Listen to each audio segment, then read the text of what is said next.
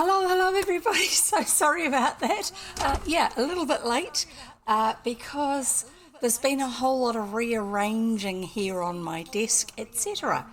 I will just try swapping scenes and maybe you can see. Okay, so all this stuff here is usually pens, papers, spare parts to do with computer gadgetry, wires, cables, USB cables, all that sort of random bits and pieces stuff. And behind me, hang on, let's see if I can go back.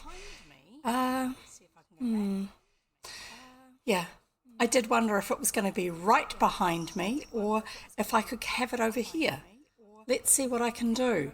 I can't move my chair very far back, but I've got to move some bits and pieces. And I've also cleared out underneath one of my desks where the rubbish bin is that usually has piles and piles of stuff overflowing from it, because everything else I'm doing is usually more important than emptying the rubbish bin. One very good reason for only ever putting inorganic stuff in the bin, i.e. not actual food items that are going to go stinky. Yeah, right, so please hold, caller, while I see, look, we have a Halloween thingy and another Halloween thingy, jack-o'-lantern that's actually a paper lantern, and a cauldron that's full of lollies. Yay. I'm just checking that my temporary setup for my green screen is not going to fall over. My temporary setup, that's my permanent usage. But I'm also going to move my boxes of materials that I'm using for making headbands today. So let's see if I can get this to where I want it to be. That kind of works, doesn't it? Let's move that over and shove it further back into the cubby hole, because then you can actually see it's lit. Yay. I don't usually do anything for Halloween, so this is a little bit of a change for me, mainly because we live far enough away from any town centres, and Halloween really hasn't been a big thing here in New Zealand, ever. So I just sort of thought, oh, well, why not? It's a good excuse for buying lots of sweets and things like that. Oh, and by the way, that's a tree trunk. That is not my green screen glitching out. And I'm just going to see if I can rearrange something to do with my hair, because it's a bit bothering me. Sorry. And then maybe see if I can clip it up again, because it'll still bother me when it's down. It's one of those things. If I can get it to say reasonably tidy, I'll leave it down. Otherwise I shall clip it back. We'll see how we go. Now I'm shedding bits and pieces. Right. Okay, we'll see how we go. Yeah, shame I don't have more light on the good old cauldron full of lilies. No, it's just catching the light from the my face lamp, my key light, which is actually just a bulb that I bought from the hardware store. Right. Never done it like this before at all. Well, I tried once kind of with something there, but I ended up putting the green screen over it and it just looked like there was this random thing floating, and it didn't make any sense because the item was too small. Anyway, we'll see how we go. Yeah, when I do finally have my proper setup with my proper shelves and everything for my nice little bits and pieces that I want to show you, like my moon lantern. Actually, I can get my moon lamp out. But also my crystal cloud barometer thingy, which Go Reiki gifted me, which at the moment, because of our weather, has no crystals really growing up in it, but overnight they were right up here through half of it, sort of like this, and it was looking really cool and feathery, and I need to take more photos and post them so you guys can see it. But I will actually end up having it on a set of shelves that are actually more alongside me so you can still see it, rather than way back there, because back here it's just too small. Watch. You're not really going to see very much, even if it did have something behind it so you could see it. You're not going to see the detail, and that would be a shame. And yes, it is glass. Hopefully you're hearing me loud enough. I don't have my microphone in its usual place because of having to swap things around when I do the I know there's a word for it, the craft stuff. That's what it is. We'll see what happens when we get that far. Just because, okay? I'm just having a look, see what I can do on my. Okay, fine, whatever. There's a closed caption setting on my. One of the things that I use for keeping an eye on what's going on my computer when I'm streaming, and I keep forgetting that I can actually change some of the settings there. Oh my goodness, I thought I had that light all sorted out, but that's looking very. Just pretend it's ghosty, okay? Because it's Halloween week. You know, I'm all washed out against the dark trees behind me. We'll see what happens. It's just one of those days. Anyway, so I've had lots of fun rearranging things around me. I have my water handy. I do, see? And I discovered when I was sorting out under my desk, I have a whole lot of little mini cauldrons, and I'm trying to figure out what I'm going to do with those. I think that would be quite cute to be able to do something with those. I also picked up for putting a candle in, a little glass one, but I haven't got that one sorted out yet either. Just because, and yeah, I bought Halloween candy, and I'm calling it that because, you know, to most of us here in New Zealand, the celebration of Halloween with all the decorations and everything is really a North American thing. It's not very English at all. It's kind of done these days over there as well, but it's the recognition of it, the way it is so thoroughly done in the States especially, is more specific to the States, hence me calling it candy, as opposed to lollies here in New Zealand or sweets in England. Don't know what they call it in Scotland or Wales or Ireland, what they call them. Anyway, so what's up? What is up? Lots of things. The sky, the leaves in the trees at the moment here in New Zealand, the leaves are up. If you're in America, they are probably down because it's fall or winter. Fall for you guys. Whereas here in New Zealand, it is spring, summer. And it's a weirdo spring, summer, just because it is. It's New Zealand. That's what we do with our weather. I don't know why, it just does it. New Zealand weather is a bit like that. It does weird things. They reckon if you don't like the weather, just hang around for 10 minutes, a few hours. It'll change. That's what it does here in New Zealand. And yeah, I did forget to change the stuff on the overlay, didn't I? Oh dear, let's change that now while I remember it, and you can remind me what I need to do. So let's go over to the overlay editor and turn off the book and the book title, because that's not what we're doing at all today. Book cover, invisible, yes. And, so that you can see it as invisible. Yes, there it is for you. And the title, that's what I want. Find that here. And I'm going to rewrite what we are saying here. So what we are saying here is it's not called A Terrible Tomboy. We are doing English folk tales, among others. And no, they're not by Angela Brazel. They are by various authors.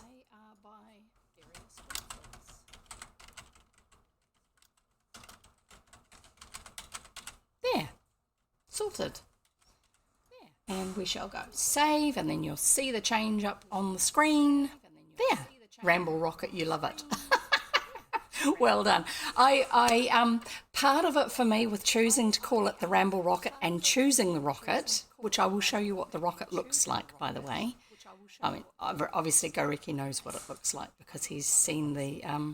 I need to actually launch it in the background on my computer. So thank you for mentioning that, Goriki. I will just open that up. That's the only thing I need to remember to do when I get started in terms of that side of it. And I put the folder for it on my other monitor because that's where I usually use it from. And Ramble Rocket is 2 minutes set. And the other one I need to do is the egg timer. And yeah, I like using karaoke. Go Riki. See what it says now when I enunciate a little better. Otherwise, I'm going to have to spell it. And you can turn off captions at your end. Don't forget, if you don't like the captions, you can turn them off. Go Ricky. Yeah. Riki. Egg timer. That's the other one I need. Where is it? Where is it? Here we go. Egg timer. And set that one for 6 minutes. I got a whole lot of other things done that I didn't think I was going to manage to get done. So we're doing well. Now we need to pull up our browser again. Here we go. And so Ramble Rocket I chose because of the fact that I ramble a lot and the fuse on it just goes all over the place before it finally takes off. And so I thought that that would actually be a cool way to just sort of visualize it. I really liked the C4 timer, but I actually think that this is actually more in line with me rambling. I was looking for some sort of either alliteration or rhyme thing I could do with explosion or rocket and I was looking for different words I can use for what I do, which is going off on a tangent. So it was going to be a tangent timer. And then I thought, well, yeah, and I discussed that with Gariki about, no, we're not timing how long I'm going on a tangent for. It's to get me back on track. So it's more, so it just works. It works well. And I've got my egg timer. Yes, see, I've got my egg timer up. There it is. What else have I got going on? Very important difference, yes. Very important difference. Whether I'm timing it or whether I'm my brain is doing really terrible things at the moment with trying to remind me to say things. Very important difference between whether it's I'm timing how long I ramble for, or whether it's a timer to say get back on track. So today we are going to be having some stories that a particular English chap collected together. They are English folk tales. They are not specifically Halloween tales, but because they are from a very different era, such as when Goriki's doing his reading Japanese folk tales, they have a very different texture and flavour to modern fairy tales. And I thought that that would be a really cool way to do something that is a bit more relevant for Halloween without being been there, done that, same old Halloween type thing for everybody else who's watching, who's used to Halloween. And I should actually refer to it as All Hallows Eve, just to be different. Anyway, so for those of you who haven't been here before, hi, I'm Jev. I read old children's books, usually, and they are public domain books. And I read public domain books because they are no longer within copyright. So I'm not stealing from the author or their estate. There are a group of other readers who like me, read old books, out of copyright books, but also books that we have been given express permission for. Thank you, Goriki, for putting that up in the chat. The public domain books that I read, where I'm reading the digital version on the little iPad mini that I read from, are from Project Gutenberg, and I am part of a group of readers. You can see the logo down there, Codex, a group of readers called Codex, and we all read public domain books, or ones that we have specific permission for. I'll try not to wobble my hands when they're on the keyboard because it wobbles the desk, which makes the whole picture jiggle. Sorry about that. Just a moment. No, I can't type and talk at the same time. So Goriki is one of our Codex readers. He also plays games online on Twitch, as do most of our readers. I think I'm probably the only one who exclusively reads children's books. I know that some of the others will read bits of children's books. I don't know if they'll read a whole book at a time, that it's a children's book specifically. But just that's what I felt that was a good thing to do, because it gives us a bit of variety. So, Goriki. This is Goriki. See if it works. Yes, it worked. So, he also does a whole lot of stream security and things like that. And and he's a teacher. We have a really wide variety of different readers within Codex. So we have people who, in their other life, they're not streaming life, things like actors, voice actors, audiobook narrators. They actually do this sort of thing for a living. But that's not quite as much fun in a lot of ways. I mean, they get paid for it, yeah, but it's not as much fun because you have to go over something if you didn't get it quite right, and you need to moderate your voice properly and enunciate clearly and make sure that your accent is not distracting too much for the reader. And go back over things if you haven't got your settings right when you're recording it. Whereas I read something once and I might stumble over it, and that's part of the fun of the story. And so some of those readers who read audiobooks as a job, as audiobook narrators, in their spare time for the fun of it, they will do this sort of thing where they're actually just reading a book for the fun and to share with those who want to listen to it with them. And also a lot of these readers will play other games and things like that online, as I said. So we have audiobook narrators, we have a children's librarian, and she reads children's books at the library to children and adults who want to listen as well. We also have a school teacher, Go Riki. I don't know what everybody else does, and I haven't yet managed to find out. I really would love to know. But if you go and join our Codex Discord server, which is the first link of the Codex links, no, it's the second link of the Codex links that I've got in the chat, then you can go and ask them yourself. Also, you can go and check out the security channel on the Codex Discord server, which Go Riki has put all the posts in there about various things that as a streamer we can do to keep our communities safe, so that bots are not spamming us, are not stealing people's information, and all sorts of other things that bots can do. There are some good bots, but most of them are not. Most of them are not authorized. Most of them are not ones that are appropriate for being in your channel. And they can also be the recipients of gifted subs that other people gift to your community. And so the actual real people who are in your community don't get to get the subs because the bots that are sitting in your channel have received them just because they're there. They don't get any benefit from it, whereas the real people do. So it's worth actually doing something about. It's worth smashing bots. And if you want to know how to do that, if you're a streamer or if you're a moderator for someone who streams, then please join our Discord server, the Codex Discord server, and then once you've agreed to all the various terms of it, because we do want it to be a safe place for people, then go and check out the security channel. You can turn off the notifications for all the other channels if you actually don't want to hear about anything else specifically, but join the security channel and then find out what you can do to keep people safe on your stream. Do it. Go on. Go and do it now. I'll wait. I'm waiting. Come on. Have you done it yet? Anyway, right. So, Go Riki is one of our mods. And Go Riki is also brilliant on doing bot smashing. And he's just an all-round cool guy, as well as being a teacher. He teaches in Japan, but he's not Japanese.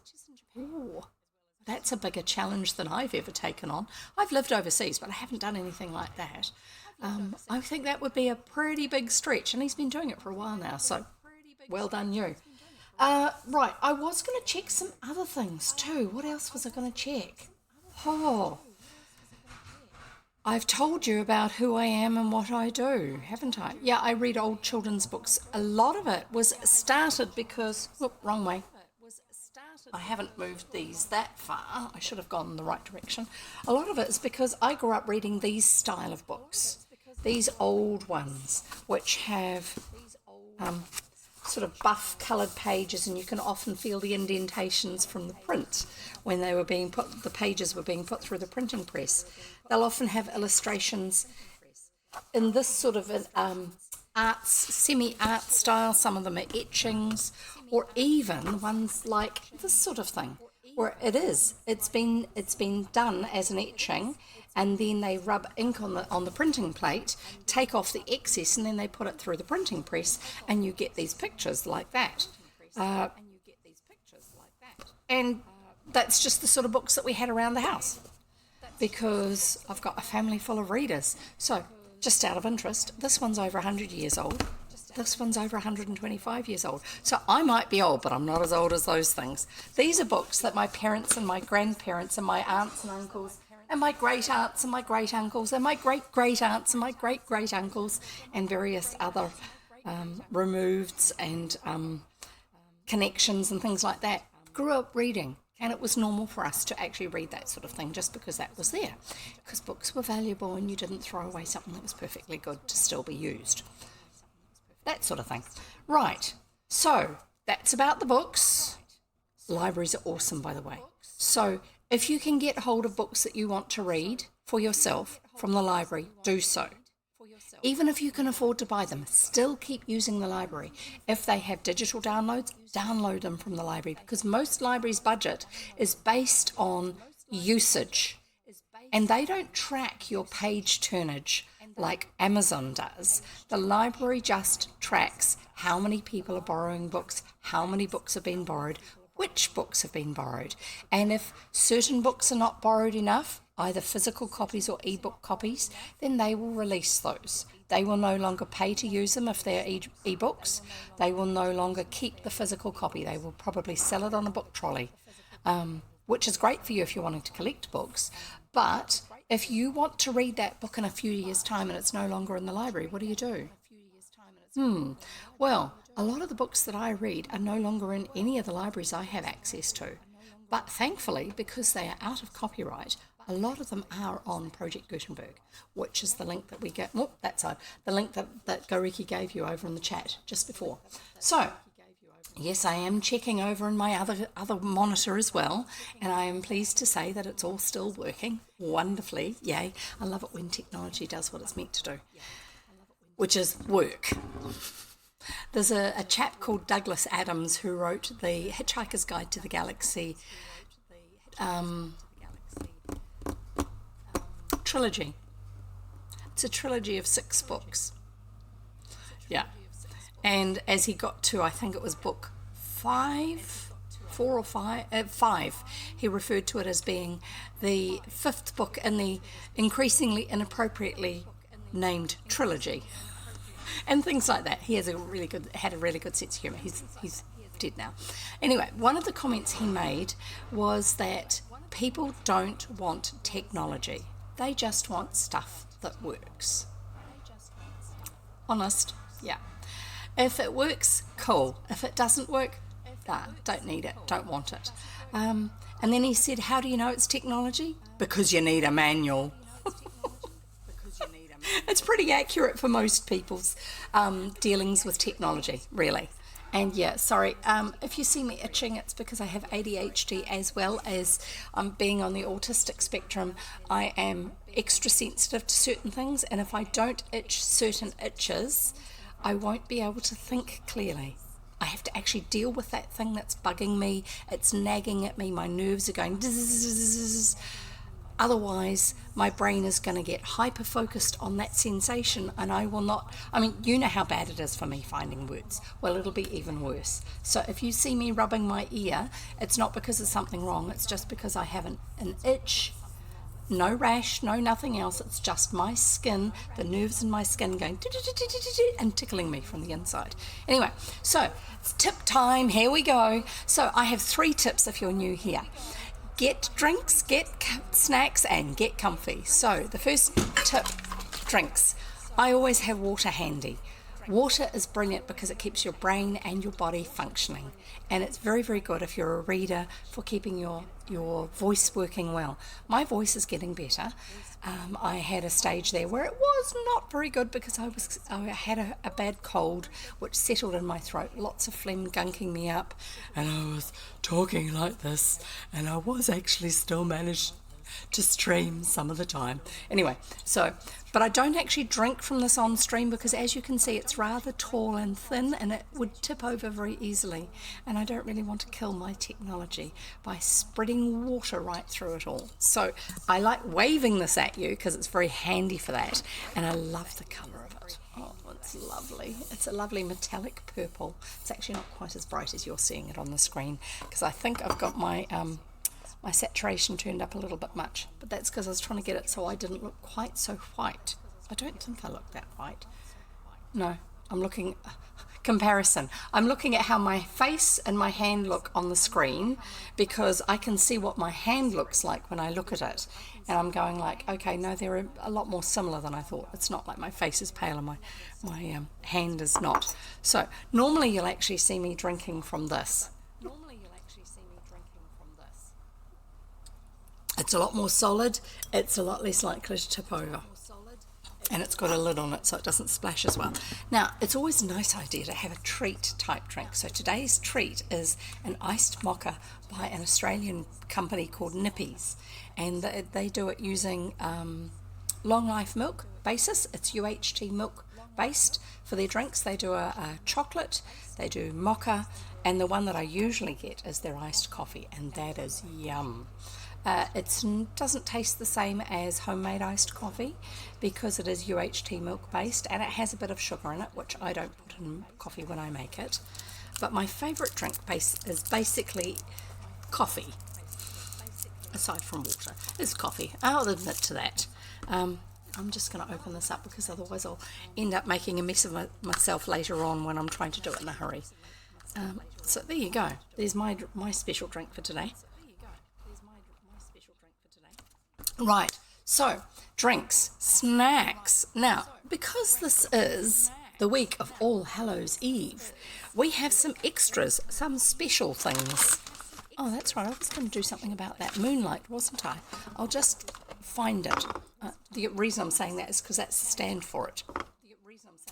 I'll see if I can get to it easily without making anything fall over, like my green screen. I'm right up underneath the ceiling of our house, in another house that would, I suppose, be an attic space, but because our distance between the floor and the ceiling everywhere in the house is quite a big distance, it doesn't feel like an attic. So right here is my ceiling. That's the ceiling.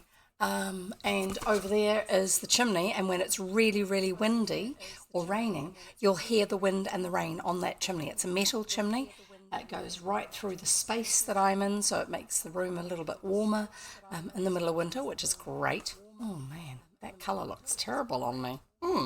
I prefer the blue. That's actually meant to be blue, not purple. I think I should do something about the saturation on my camera later.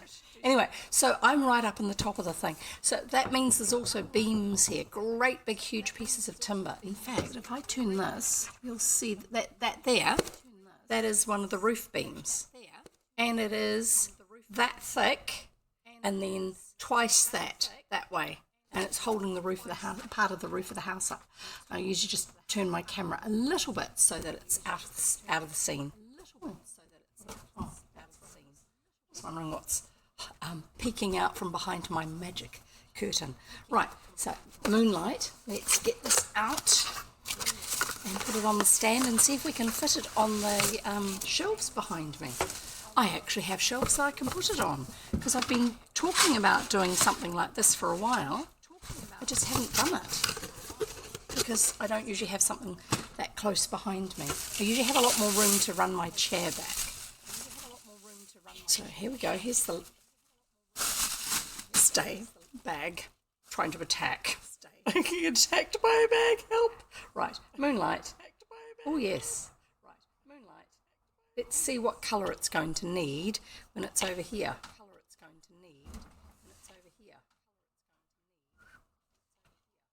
If we put this behind the cauldron, it helps you to...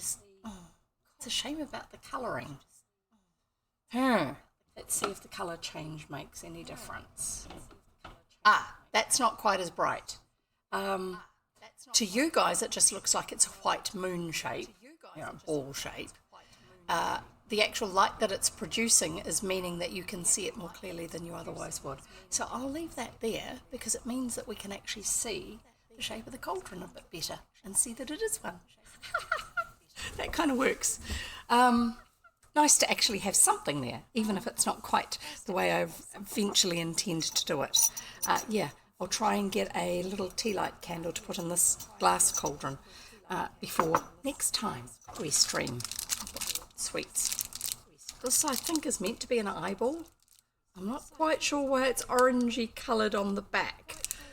A rotten eyeball? I don't know. Please, someone who usually does Halloween on a regular basis, tell me why it would be orange for the whites of the eyes. I don't know. Do zombies have orange eyeballs? I don't know. I could have got a bag of just eyeballs, but I thought, no, it'd be better to actually have eyeballs and... Is that meant to be a heart? Yes, when I eat some, I will unwrap them and show them to you. Lots of hearts. I'm sure there's other shapes. Oh, come on, there's more than that. I saw more than that in there. Here's a foot. There's a foot. All sorts of things. Anyway, I've also got some, these ones are marshmallow foam stuff, skulls. And some other wrapped things that came from a mixed bag. Yeah, it hasn't really taken off in New Zealand. Halloween hasn't. But what we have got is places that do sell things like lots of sweets and bits and pieces like this decorative stuff. It's a great time for getting cheap lollies. And if anything's... Oh, go Ricky. Thank you. Okay, I shall do that. And then I'll get on to the next thing. I'll get to number 2 of the tips, which is snacks, which is kind of relevant for what I was just showing you in a moment. So Goriki has just redeemed area, what's all this about? And now I just have to find where my ears are. They're here. I found them. This is all part of me having to rearrange stuff so that I can do this making bits and pieces. Oh, look, there's a shelf down out of your site that I can put some of the tools on. Then I don't have to have quite so many things stacked up. Right, here's the ear box. Novo, no, whatever. I think I need to rearrange this, recover that. Cover the box. Shoe boxes are handy for storing things. Now, what we do is we turn on the picker and we turn on the interaction for the picker, which means I do that so it looks proper. And we go, go! Here it goes, here it goes. What's it going to give us? What's it going to give us? Gem Cat! Gem Cat. Oh yeah, I know which one that is. I've rearranged, I've redone some of the names so they're a little bit shorter so they actually show up bigger on the wheel when you're looking at the wheel. So that's these ones. So they're all little sparkly gemstone thingies. Come on, focus. Focus, focus. Okay, whatever. Put that on. And that'll work. And then I can get this out of the way, remove that name, and just do that. And we turn on the egg timer, which is down here. Egg timer, that one. And we go start. No, wrong one. Sorry, I nearly clicked the wrong one. Start. And so I will now wear these ears for 6 minutes. Now, if you ever want to make me wear a particular set of ears or headband, because there's things like stars, doesn't have ears on, it's got stars. If you ever want to choose specifically, you get to choose. You pay more channel points, but you get to choose which set of ears they are. And if you don't really know what we've got, if you redeem that, then I can show them to you and tell you what they are. So you can make a choice. I think there's 10 of them at the moment, 10 different sets of ears. And I'm hoping today to make a start on making some additional ones so I can shuffle them around a bit from time to time. I'm not quite sure how well they're going to come out, but we'll see. And I have no idea what the desktop audio is doing. I'm going to mute it. Hi, Past Shelf Date. Great to have you here. Oh, puzzle. Sorry, let's get a puzzle sorted. I don't actually have one sorted. Let's find... Oh, that's a good one for Halloween. Sorry, I'm just going to get it started. Get it set up. Sorry. Jigsaw, put this in here. No, not that one. We're getting there. I've just muted it, Goriki, but I will unmute it and you can tell me what it is you're hearing through there. There you go. You can tell me what you're hearing as my additional sound. It's meant to be from when I play my game, but I'm not playing a game at the moment. Yeah. Oh. Ah, yeah. Because when I play a game, I have yet to sort out the proper way to get the sound to come through. So it was probably coming through from my tab where I'm keeping an eye on what I'm doing. And so I've just muted that tab. No, not that one. Don't be silly. I have to actually choose the right thing in here to then tell it to be live, to then actually do this bit so I can, oh, let's give you a bit of a no, not too much of a challenge. A bit of a challenge, but not too much. I might go for a bigger one afterwards. I don't know if when I swap to the next window, yeah, Goriki's saying I don't usually wear headsets unless I'm streaming or co-op gaming. Yeah, that makes sense. Copy the link and close that. Oh, did I? Oh, good, I didn't. Now I'm just going to do you guys the link in Stream Elements. That's saved. That's I can shut that one. Stream Elements chat link.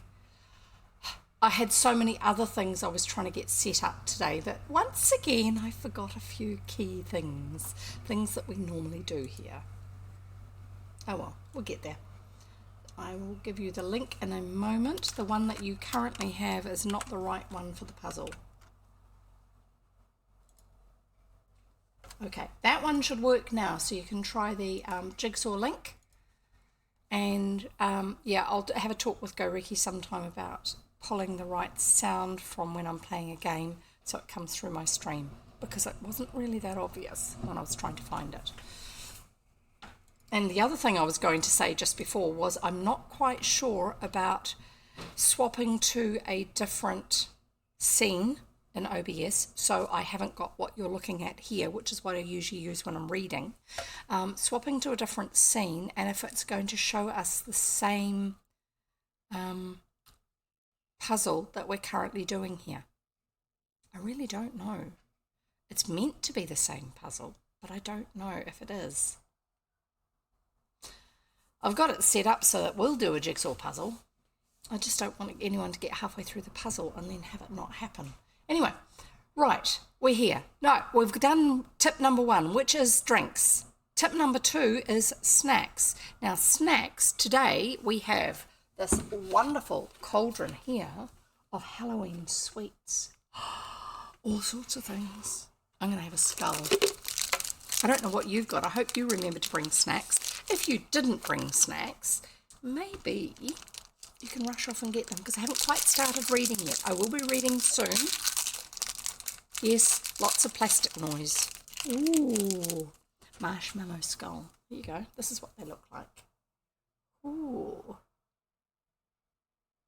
A little bit nasty, almost.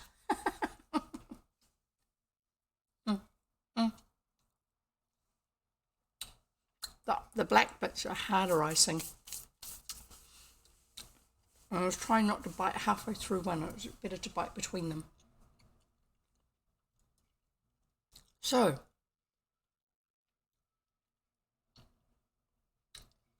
that hasn't gone off yet, that's right. So the intention today is for me to read you some stories, but also to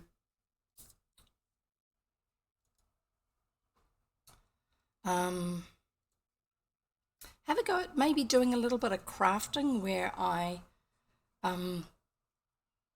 try and do some stuff on some, oh, there we go, here's the egg timer. So I clear that now and I turn that visual off, which is, hang on, I have to find it.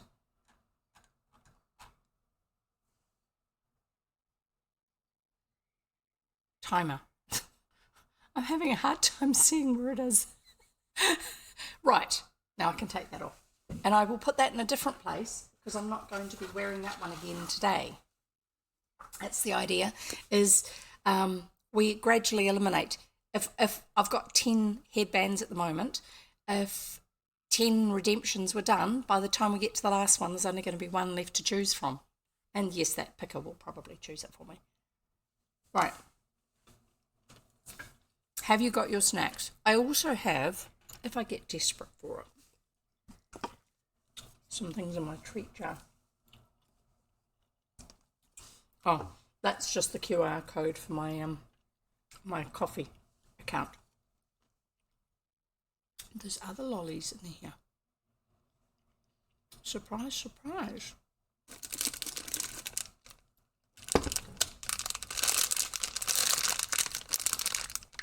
Grape sherbet crunch, which looks like this. Definitely smells like grape flavour. So it's kind of like this purpley colour, and then it's got this pinkish purple inside bit that's meant to be sherbety. It's got more crunch than sherbet, and a bit more just kind of the tart, sour sort of flavour that a lot of things have. I tend to prefer actual sherbet flavour, which is more fizz on the tongue. And also, yeah, lots of rattling noises today. This is originally it was New Zealand, I think, but they're also Australian. The Natural Confectionery Company. This is their berry salad, berry flavoured jellies. These ones are done, these are plant-based, so they don't actually use gelatin, because gelatin is animal-based. In some places it's hoof and horn, in New Zealand it's hide.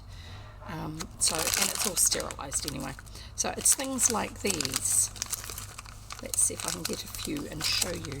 They're sugar coated, obviously. And then they just come in a range of colours and flavours, like these. There you go. Trying to get it so you get the light on them. Cute. Yeah, very yum, as you can tell, because there's not many left in the packet. The texture's a little bit different to gelatin, but it's quite nice though. I'll put that one away.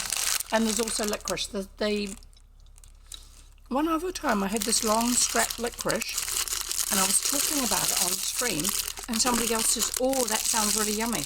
Looks like this. The packet does.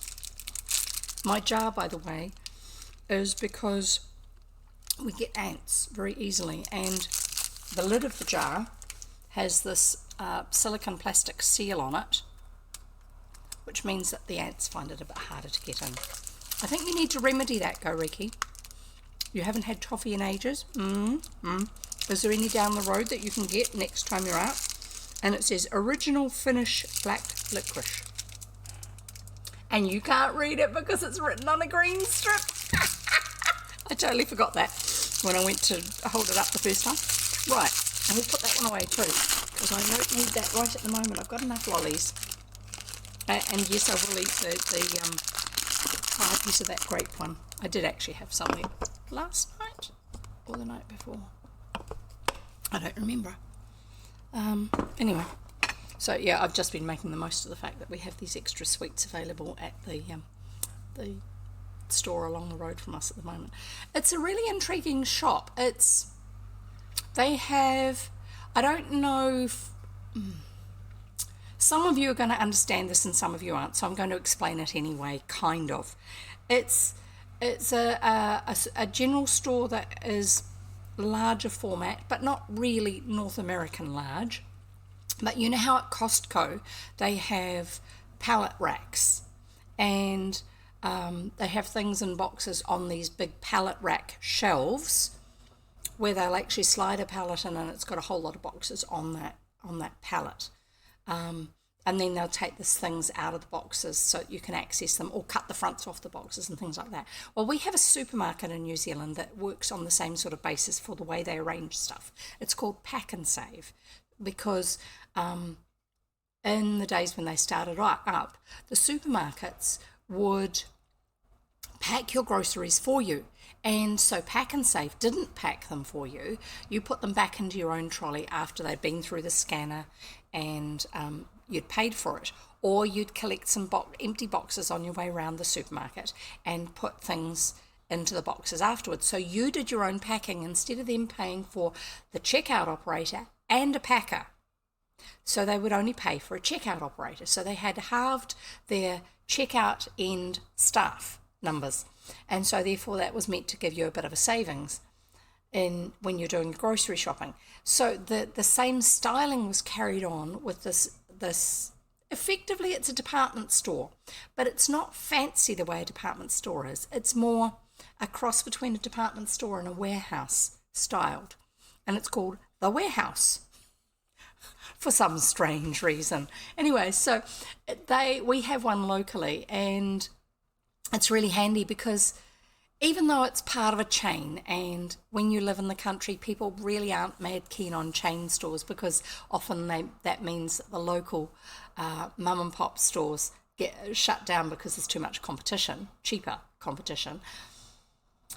Our warehouse, the warehouse along the road, is staffed completely by locals, and they treat you as a local, and they will go out of their way to be helpful. And so it actually feels much more like a local store rather than just part of a chain.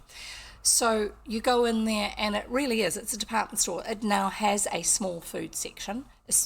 It started off by having things like snacks and drinks and things like that, but now they also have some more typical grocery lines, not usually fresh stuff, so you don't have fresh fruit and veg, but you do have milk and you do have bread, and you can get those there. And they are open a lot longer hours than our local food stores or corner stores, usually.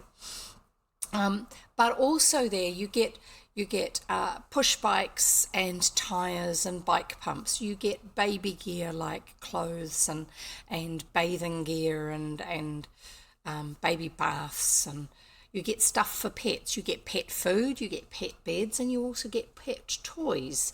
And then you get a toy section where you can actually get proper branded items like Barbie stuff, if that's your thing, Lego.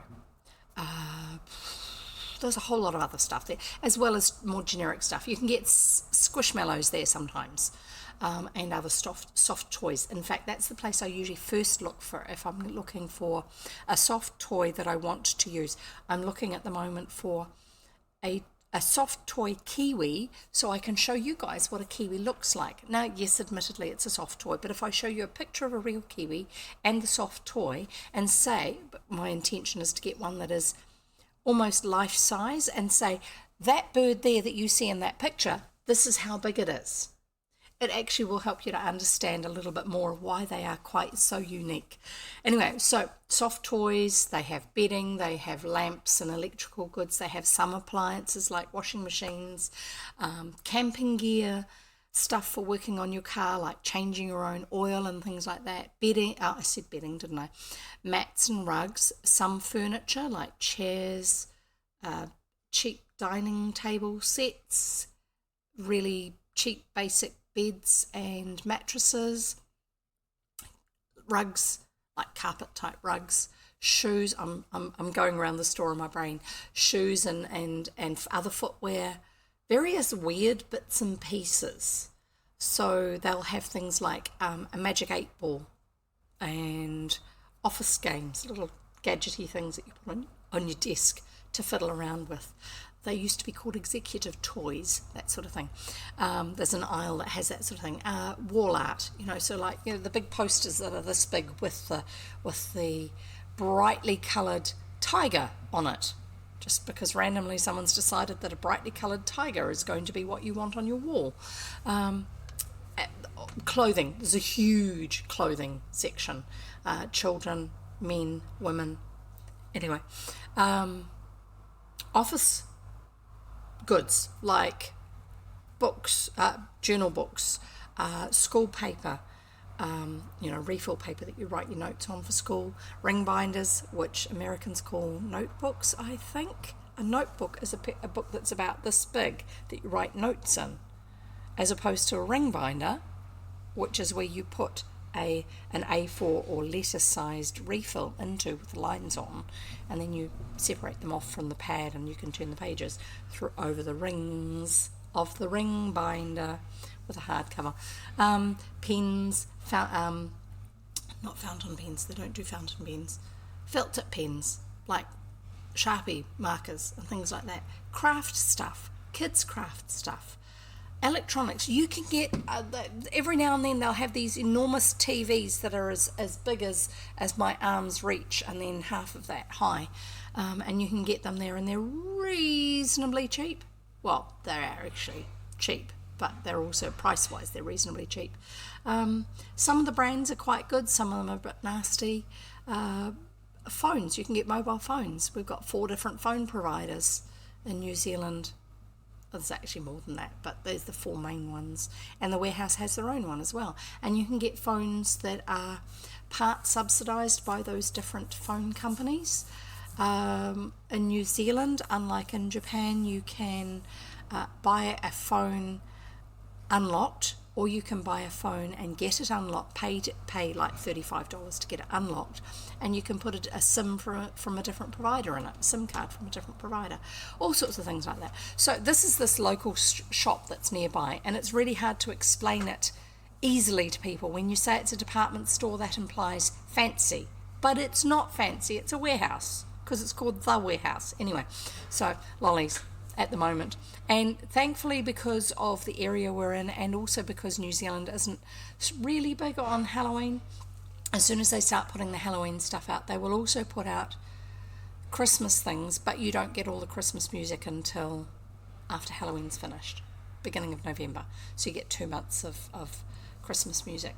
But the reason why I say thankfully they do Christmas stuff as well is because I have been into places that only do Halloween stuff before you finish that season, and then do Christmas stuff, and it's just too much for a lot of people because it's not part of our background, it's not part of the way we do things. And I'm going to have my grape sherbet thing because it's making my fingers sticky. Right.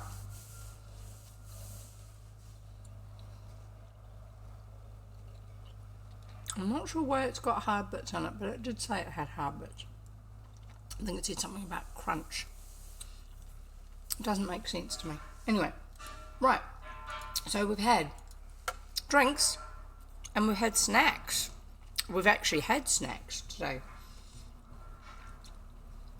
And so the next thing to do is comfy, isn't it? Get drinks, get snacks, get comfy. And why are we getting comfy? Because if we're going to read a story, it's a lot more fun if you have drinks and if you have snacks and you are comfortable. It just makes for a lot more pleasant time. Right, I'm just checking, making sure I'm not being told I'm meant to be doing something on my Discord server. Every now and then I forget to do things like turn chat back on, and so somebody will tell me in the Discord server, can we have chat please, kind of thing. That's just one of those things. And no, it's all okay. I was actually tagged by somebody, but not in my server and not for what I'm doing, so that's all right. I think it was a bit of a rickroll actually. Right, let's get on with reading. Decide which book. I have a list here of the ears and headbands, and also of the different materials I've got in one of my boxes behind me. Sorry, my camera was just trying to autofocus. So I actually printed that off. I was going to have that on my desk so you could see it when I do my top-down camera, which it didn't actually show very well, so I've also got it as text that's available on screen. I can show you. Right, so go Ricky, you need to make sure you get lots of candy before Halloween is over. Stock up. as long as you don't have ants where you live. So we are going to be reading some stories from a book called English Fairy Tales. Right, sorry. I just thought it said Irish for a minute and I thought, no, I didn't do that. I got the other one. So it says it's by Anonymous and they are collected by a chap called Joseph Jacobs. And I need to find out which one. There was something I was in particular going to read to you because I thought that would be intriguing. I will read this part of the introduction. It says, "Who says that English folk have no fairy tales of their own? The present volume contains only a selection out of some 140, of which I have found traces in this country. It is probable that many more exist." And the book was, I thought it told me when it was first published. It's probably on a different page because I have actually kind of lightly skimmed through. I'll read you the dedication. "How to get into this book. Knock at the knocker on the door, pull the bell at the side, then if you are very quiet, you will hear a teeny tiny voice say through the grating, 'Take down the key.' This you will find at the back. You cannot mistake it, for it has JJ in the wards. Put the key in the keyhole, which it fits exactly. Unlock the door and walk in. To my dear little May." Right. Let's see. Trying to get to the right part of the book. Sorry.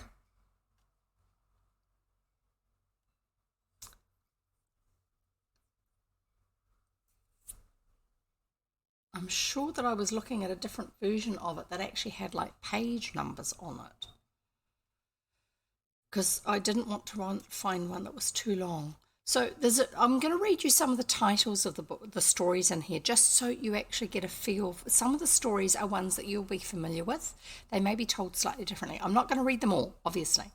There's one called The Three Sillies. No, I haven't heard of that one before. There's also another one called The Rose Tree. Or another one, The Old Woman and Her Pig. How Jack Went to Seek His Fortune. I wonder if that's Jack and the Beanstalk. Ooh. Mr. Vinegar. Nix Naught Nothing. Jack Hannaford. Binnorrie. Mouse and Mouser. Caparushes. Teeny Tiny. Jack and the Beanstalk. So How Jack Went to Seek His Fortune is not Jack and the Beanstalk, unless it's the first half. The Story of the Three Little Pigs. That one I've heard of. So yeah, there is really quite a large range of stories that have been told through the years in England as part of folkloric tradition, because they were just passed on by mouth. They're part of an oral tradition of storytelling. Most countries have something like that. The New Zealand Maori tales are based in that format too. They were spoken tales.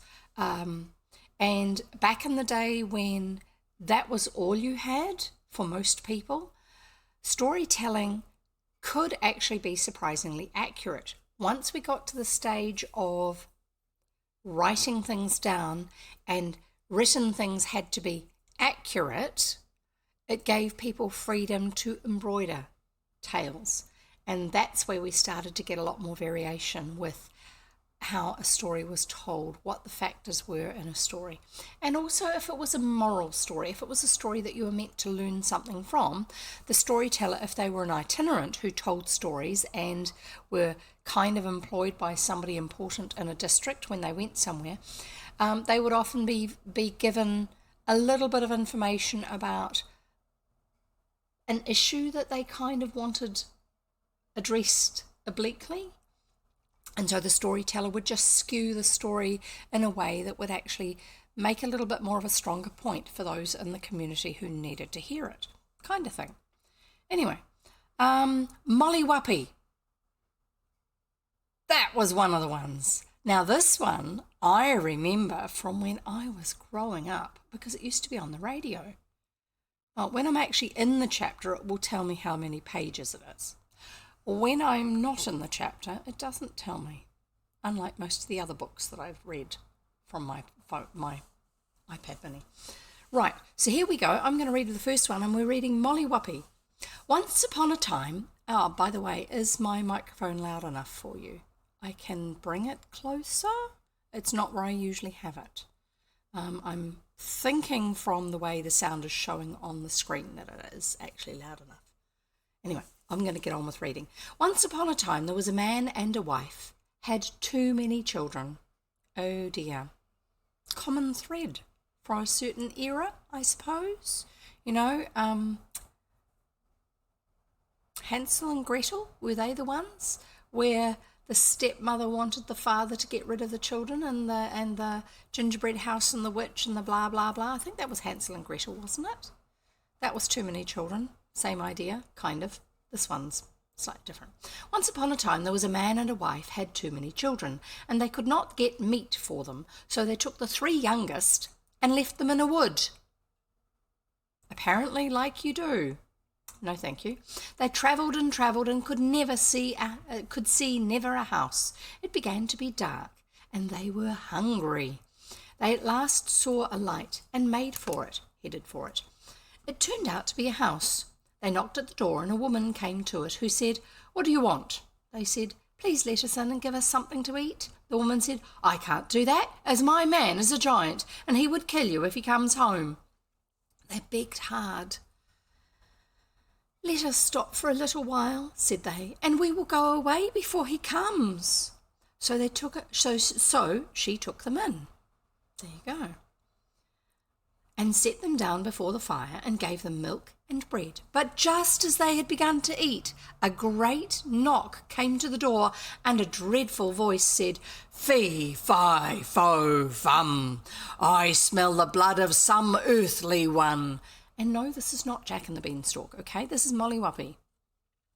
Yeah, keep listening. I'm not sure why he knocks at the door. Maybe he expects to be let in by his wife. "Who have you there, wife? Eh?" "Eh?" said the wife. "It's three poor lassies, cold and hungry, and they will go away. Ye won't touch them, man." He said nothing, but ate a big supper and ordered them to stay all night. Now he had three lassies of his own, and they were to sleep in the same bed with the three strangers. Oh yeah, by the way, these are old tales, so they're not necessarily as family friendly as what we expect in this day and age. Mind you, I don't really think Snow White, the old cartoon Disney, I don't think that's as family friendly as people would like to remember. Definitely not Bambi. Right, so keeping in mind that sort of style of storytelling, this is even older. Right. He had three lassies of his own, and they were to sleep in the same bed with the three strangers. The youngest of the three strange lassies was called, this is the strangers, sorry, the youngest of the three was called Molly Whuppie. Molly Whuppie, Whuppie, Ppie. When I was growing up, we had it as a kids' radio play, a radio story. On Sunday mornings, they used to have story time, and they used to play these records of children's stories, and it would be different ones each time. But after a while, they would cycle them again, and so Molly Whuppie was how it was said in those stories. So it was obviously read from a different edition, a different version of the story. The youngest of the three strange lassies was called Molly Whuppie, and she was very clever. She noticed that before they went to bed, the giant put straw ropes around her neck and her sister's, and round his own lassies' necks he put gold chains. So Molly took care and did not fall asleep, but waited till she was sure everyone was sleeping sound. Then she slipped out of the bed and took the straw ropes off her own and her sister's necks, and took the gold chains off the giant's lassies. Then she put the straw ropes on the giant's lassies and the gold on herself and her sister's, and lay down. I'm thinking it's kind of like when he says chains, that it's a necklace, not that they are chained to the bed. As a kid, that was a bit confusing. It's not clear in the story. And in the middle of the night, up rose the giant, armed with a great club, and felt for the necks with the straw. It was dark. He took his own lassies out of the bed onto the floor and battered them until they were dead, and then lay down again, thinking he had managed fine. Molly thought at times she and her sisters were out of that, so she wakened them and told them to be quiet, and they slipped out of the house. They all got out safe, and they ran and never stopped until morning, when they saw a grand house before them. Turned out to be a king's house. So Molly went in and told her story to the king. He said, "Well, Molly, you're a very clever girl, and you have managed well, but if you would manage better and go back and steal the giant's sword that hangs on the back of his bed, I should give your eldest sister my eldest son to marry." Molly said she would try. Remember, she comes from a family that is really poor, and the parents think there's too many of them because they can't feed them all. That's why they lost them. And so being married to the king's eldest son, that means you're going to end up being the queen, because the king's eldest son becomes the king when the king dies. So she went back and managed to slip into the giant's house and crept in below the bed. The giant came home. This is because it's the next day. The giant came home and ate a great supper. I'm just seeing if I can move my microphone a little closer. It feels strange that it's so far away. Sorry. Balance it on the edge of my keyboard rack. Right. So she went back and managed to slip into the giant's house and crept in below the bed. The giant came home and ate a great supper and went to bed. Molly waited until he was snoring, and she crept out and reached over the giant and got down the sword, but just as she got it out over the bed, as in she was holding it and getting it past the giant over the bed, it gave a rattle, and up jumped the giant. Oh no, up jumped the giant. And Molly ran out the door, and the sword with her, and she ran, and he ran, till they came to the bridge of one hair. A thread of hair. The bridge of the single hair, it was called when I was listening as a kid. He ran, and she ran, and he ran, and she ran, until they came to the bridge of the single hair. And I used to always wonder if it was hair as in a rabbit, or hair as in a piece of hair, like this. I doubt that you'll be able to see it. No, you can't see it. It's in front of my hand. That's a single hair. So they came to the bridge of the single hair. Must be giant's hair if it's strong enough. The bridge of one hair, and she got over, but he couldn't. Yeah, so blurry as it tries to focus. It kind of momentarily focused. Let's see if I can get it to do it this time. Let's go like this. There, kind of. And I went for a white hair because supposedly it will show better. There you go. And it managed to actually focus on me again. Well done, little camera. And she got over, but he couldn't. And he says, "Woe worth ye, Molly Whuppie, never ye come again." And she says, "Twice yet, Carl," quoth she, "I'll come to Spain." So Molly took the sword to the king, and her sister was married to his son. Now I am going to see if my dictionary will give me the definition of Carl. It's not Carl like a person's name. No, that one. Word.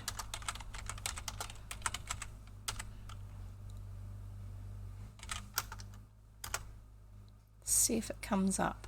I doubt it. No. Let's look it up over here, because I did want to tell you what this word means, because she uses it more than once.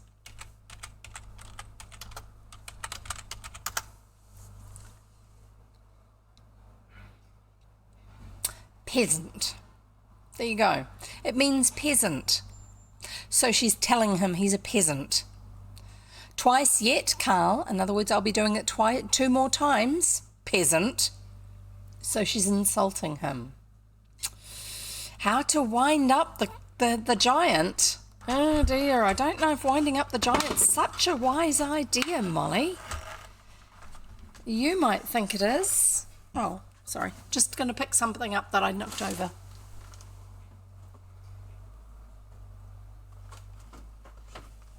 Because my keyboard cable was around the wrong side of it. I have a bottle of sarsaparilla underneath my desk. It's not commonly available in New Zealand.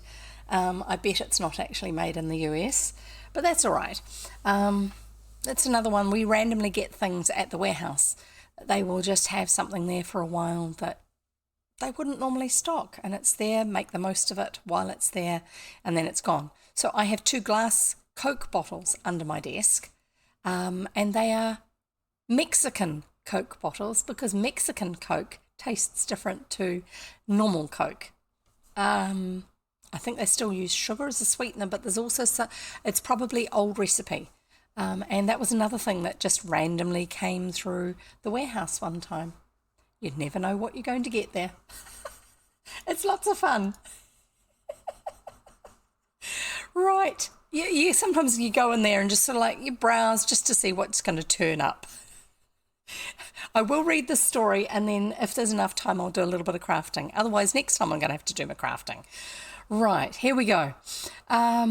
Twice yet, Carl, quoth she, I'll come to Spain. So Molly took the sword to the king, and her sister was married to his son.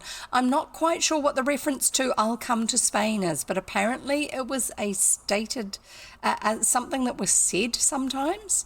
I'll come to where you are, I think it is, kind of stuff. I did look it up 2 weeks ago. I don't remember what it means now. Right, well, the king says, you've managed well, Molly, but if ye would manage better and steal the purse that lies below the giant's pillow. He's actually seen that here's somebody who'll do something that he won't do. He's making the most of this. Taking advantage. Steal the purse that lies below the giant's pillow, under his pillow. Reach in under the giant's pillow. I would marry your second sister to my second son. And Molly said she would try. She obviously likes a challenge. So she set out for the giant's house and slipped in and hid again below the bed and waited till the giant had eaten his supper and was snoring sound asleep. She slipped out and, they like that word, slipped out and slipped her hand below the pillow and got out the purse. But just as she was going out, the giant wakened and ran after her. And she ran and he ran till they came to the bridge of one hair. And she got over, but he couldn't. And he said, Woe worth ye, Molly Whuppie, never you come again. Once again yet, Carl, quoth she, I'll come to Spain. So Molly took the purse to the king. And her second sister was married to the king's second son. After that, the king says to Molly, Molly, you are a clever girl, but if you would do better yet and steal the giant's ring that he wears on his finger, I will give you my youngest son for yourself. I hope he's a nice guy after all this. Molly said she would try. So back she goes to the giant's house and hides herself below the bed. The giant wasn't long ere he came home, and after he had eaten a great supper he went to his bed, and shortly was snoring loudly. Molly crept out and reached over the bed and got hold of the giant's hand. So obviously he had his hand on the side, the hand with the ring on the side away from the edge of the bed, probably up against the wall. And got hold of the giant's hand, and she pulled until she got off the ring. But just as she got it off, the giant got up and gripped her by the hand, and he says, Now I have catched you, Molly Whuppie, and if I had done as much ill to you as you've done to me, what would ye do to me? Molly says, I would put you into a sack, and I would put the cat inside with you, and the dog aside you, and a needle and thread, and a shears, and I'd hang you up on the wall, and I'd go to the wood and choose the thickest stick. Green one what? Thickest stick I could get, and I would come home and take you down and bang you till you were dead. Ooh, she's thought this one out. That's very specific as a punishment. So, go Riki, you're going to have to explain what you mean. Is there a green one? I'm not quite sure what you're referencing. I don't have green hair. Green giant? The Jolly Green Giant, you know, Green Giant, wasn't that brand for something? Your notices might need refreshing. Oh, okay. Oh, sorry, yes, ears to you. Ears to you, Go Riki has, sorry, I got so used to seeing the other one there. Go Riki has just redeemed ears. I am going to get my ears box out and see if we have a green one. Well done, thank you so much. I will show you the ears selection. So, you've seen the other one. We have the pink unicorn. Please don't ask for that one, it hurts. The band on it, I need to thin the band down because it's designed for a smaller head. No, I don't need to refresh my notices. I just didn't see it. We've seen this one before, the fluffy heart. We have bats. We have stars. Oh, by the way, he's asking for green because green's his favourite colour. I'm guessing because everything on his overlay is green. We have a rainbow unicorn. We have spiders. We have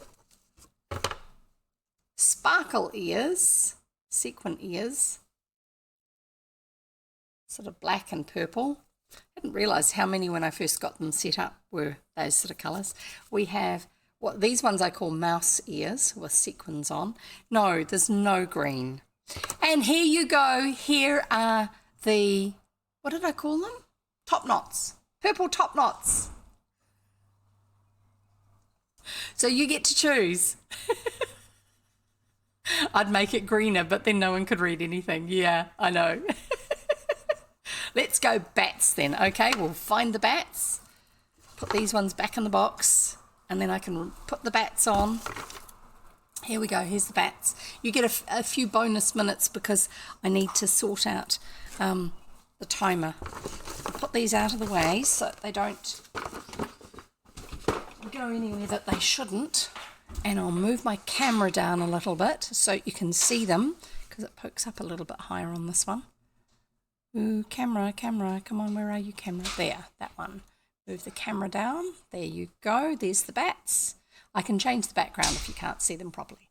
Let's go. Bats then. And we need to turn on the timer. That's up the top of the list. Yeah, I'm just trying to figure out whereabouts the different things are. And over here, start. There you go. We got the bats. Here we go. So I'll go back over what Molly's what she thought would be a good punishment was. Molly said I'd put you in a sack and I'd put the cat inside with you and the dog aside you and a needle and a thread and a shears, that's like scissors but big ones, and I'd hang you up on the wall and I'd go to the wood and I'd choose the thickest stick I could get and I would come home and take you down and bang you till you were dead. That's very specific. Well, Molly, says the giant, I'll do just that to you. Yeah, the old stories are pretty harsh. You know that with the Japanese ones. Some of those Japanese tales are really a bit strange. So he gets a sack. Don't forget, this is actually often told as a kid's story too, by the way. So he gets a sack and he puts Molly into it and the cat and the dog beside her and a needle and a thread and shears. I think he's a little bit, nah, because he's not saying, why would you put those in there with her? A needle and a thread and shears and hangs her up on the wall and goes to the wood to choose a stick. Molly, she sings out, oh, if ye saw what I see. Oh, says the giant's wife, what do you see, Molly? But Molly never said a word but, oh, if you saw what I see. The giant's wife begged that Molly would take her up into the sack till she could see what Molly saw. So Molly took the shears and cut a hole in the sack and took out the needle and thread with her and jumped down and helped the giant's wife up into the sack and sewed up the hole. The giant's wife saw nothing and began to ask to get down again, but Molly never minded, but hid herself at the back of the door. Home came the giant, and a great big tree in his hand, and he took down the sack and he began to batter it. His wife cried, "It's me, man!" But the dog barked and the cat mewed, and he did not know his wife's voice. But Molly came out from the back of the door, and the giant saw her, and he after her. And he ran and she ran till they came to the bridge of the one hair, and she got over, but he couldn't. Sorry, trying to find the place on the page. And he said, "Woe worth you, Molly Whoppy, never you come again." "Never more, Carl," said she, "will I come to Spain." So Molly took the ring to the king, and she was married to his youngest son, and she never saw the giant again. There you go. So I realise that most of you have probably never ever heard of Molly Whoppy. And what the odd thing about Molly Whoppy is that in New Zealand there's actually a brand of cookies. Yeah, they are actually cookies, and they're sold as cookies that are called, the brand is called Molly Whoppy. So it's obviously been set up by somebody who is from a similar generation to me. We were familiar with these stories that were told on the radio. Oh, look, there's page numbers. I'm back on the table of contents, and it's now got page numbers, so I can actually tell how long a story is going to be. There was actually one that I was specifically going to read. I just need to see if I can find it. Unless... No, I'm not going to read at the moment. If I get time to later, I will. I'm going to see if I can show you, have a go at doing some making. Just put that down there, out of the way. Did you like my squishy, my latest squishy from the cheap shop, gold coin? Right. So I'm going to just swap cameras. Let me know if you can't hear me, okay? It should work. Here we go. There we are. And also, you might notice I've actually got chat on screen now. The jigsaw puzzle. Ah, we get the same one. Yay. So if you do want to do the jigsaw puzzle, you can. And look. So we've got a crafting space. Now over here I've got my chopping board, and I've got some pliers, and I've got some scissors. You can't see the squishy little thing because he's behind the jigsaw puzzle, but I can make the jigsaw puzzle slightly smaller. Let's make the jigsaw puzzle slightly smaller. Jazz hands, Jev hands, yep, absolutely.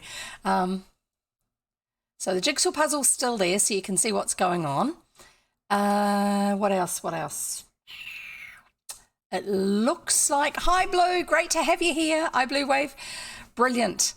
Good to see some familiar faces. Sorry, I'm just going to have a mouthful of coffee. And yes, I've got weirdo thing. This, by the way, this triangle corner here, this is my microphone. There you go, there's my microphone. And it's actually in the background rather than up in the overlay. Webcam with me. I'll show you what I've got in the way of headbands. I've got a list, finding the list, ears and bands. So I'll move those off here so you can read them. There you go. Ears and bands, I have the unicorn rainbow, I have the unicorn pink, I have the spiders, I have the bats. Oh, timer. Hang on a moment. Oh, the time has gone. Okay, that means I can stop that. Clear. And then we can go back to the other screen. Back over here. So I'll take those ones off just for now. So those are the bats. There's the little bats. Ah! Put that one over there with the cat ears. Right. So I've got spiders, bats, stars. Stars. Cat sparkle, cat glitter. So the cat sparkle was the other ones I wore at the beginning. That's these ones here, which are kind of like little gemstone thingies. the cat glitter, the mouse sequins, which I call them mouse sequins because they're like Mickey Mouse ears, the rounded ones, but they're done with rainbow sequins, the fluff heart, and the top knots, which I need to actually hot glue one of the tufts on it because one of them fell off the other day, but you just shove them back on again, but it'll probably do it again. So that's the ones I've already got, and the materials I have for making more are these things here. I shall show them to you, actually. Materials. This one's the materials box.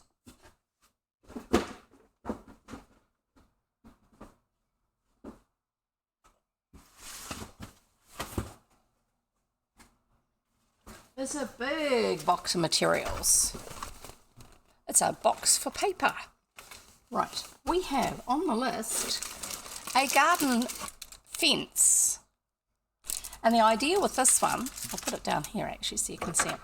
The garden fence, the idea with this one is the way I've written it there, garden and fence. I was thinking of doing on a headband, putting a fence section and then putting some little flowers in front of it. Box of materials, TM, yeah, very good. So we've got the picket fence, we've got googly eyes. I'm just going to pull them out and then you can look at the list. So we've got these tinsel bow stars, and I was thinking with these ones, they would go well because they're the star shape, kind of like a poinsettia star, and I've got the same in a different colour. They would go well if it had them standing up rather than sitting flat. So instead of them being like this, you know, in a curve like that, which looks a bit boring, each one would be standing up like that, like the way the other things do. I've got butterflies. I've got heaps of butterflies. Now the butterflies, the idea with the butterflies, let's just put those ones out of the way. The butterflies are on sticks with springs. I probably won't actually get anything made today, but I get to show you the materials. It's lots of fun. Get that out of the way. These are supposedly for putting, I don't know, in your flower arrangements or something. But these are these butterflies.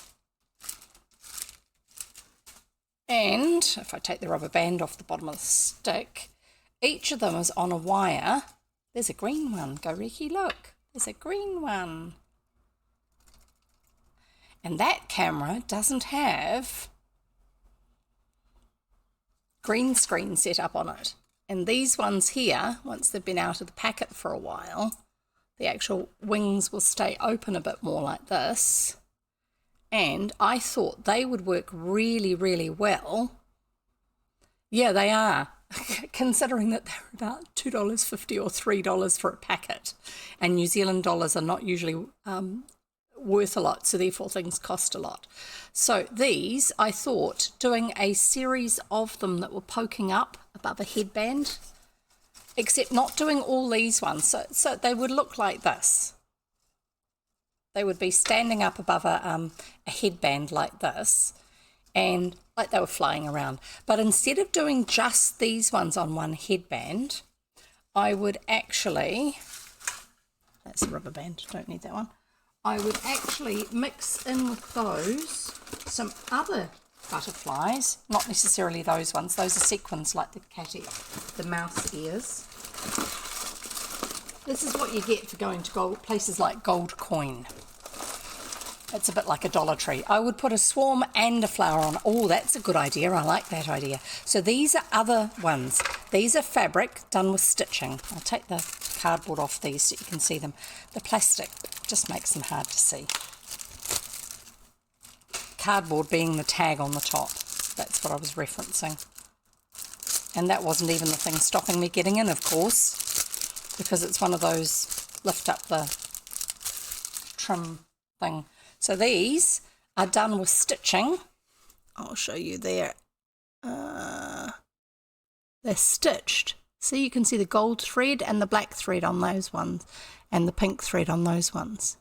I'm showing you in my little webcam because that's actually a better quality camera than this one. This one doesn't autofocus. although you can actually see texture on that one better. So those ones are fabric, and then these ones are metallic and plastic, and they're sort of like three-dimensional. See if I can get the cover off this.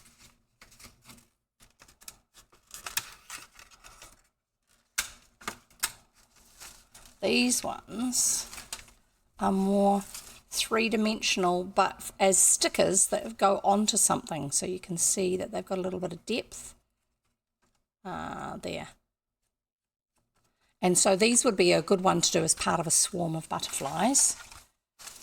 And then we also have these, which are just stickers, but they come with little tiny white sticks.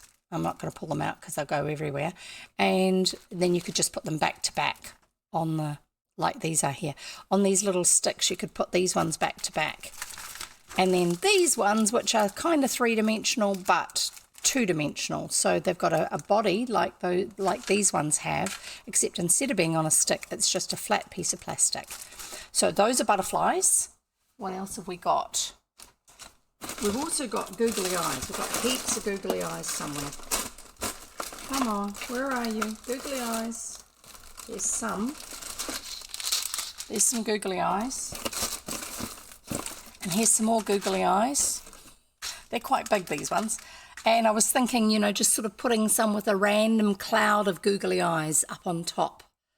Not like that character that has the eyes in the palms of the hand, but just a whole bunch of googly eyes on things that would do this, where they're going to jiggle around a little bit like the butterflies do. There's another one that I want to do, which is, I'll get the actual band that I want to use for this one. This band here, this was a horrible brown thing, and it was on a clearish sort of a base, and so I just soaked it in nail polish remover to get the paint off. And it's it means that I haven't got that horrible brown colour distracting. But these ones, this one here would work really well as a tiara made with these sort of gems. Oh, I'll take that out of the packet again. Again, as in, I'll do more packet taking. I love your no-kill butterfly collection. I have very few myself and wish I could find them all. Yeah, it was so hard to choose the ones that I chose rather than just getting all of them, because there were so many different sets of stickers that I could have got, and I didn't really want to overdo it. So these are little rhinestone gems, but they have a iridescent sheen on them. I'll see if I can get it up here where you can see the sheen. So they've got pinks and purples and blues, pale colours to them. And yes, that's showing up a bit better. So some of those colours in there would work really, really well. Thank you, camera. To put on this, to turn it into a tiara. Because it's actually meant to be a headband that goes this way, where it holds, the points hold your hair in place, but I think it would work better this way, sitting up on top like that as a tiara. Right, so we'll move those ones out of the way. We have butterflies and our fence and our googly eyes and the tiara, more butterflies. Yeah, it was lots of fun finding these. These ones here, the blue ones, they had so many different sets of those, and it was like, oh, I have to pick. There's so many. And I actually thought when I got home later on, I was looking before I'd actually opened up the bag to see what I'd got, to remind myself of what I got. I thought, oh no, I'm going to end up with half a dozen different packets with just very slight variations on the colours for all the same thing. I was so relieved when I actually opened up the packet and found I had completely different sorts of butterfly stickers. I'll just pull these ones out. These are the sequin ones. I like those, the shine on them. It's the same sort of shine that's on those mouse ears, because they're made out of sequins. Right, getting those. I'm tossing that all over there because my recycle bin is over there. I've got an indoor recycle bin. Now, these in the bit that says, where is it? Flowers, blue, purple, cyan. I'll just get this so it's, thank you, so it's not actually framing anything and distracting me the wrong way. So this bit down, that line there where it says blue, purple, cyan, there, that's these. They're actually hair clips. And I was thinking that these could be used as a basis for like kind of almost pom-pommy, but just sort of on a band around, like this sort of thing, and then a whole selection of them. But they could actually work really well with a swarm of butterflies and a flower.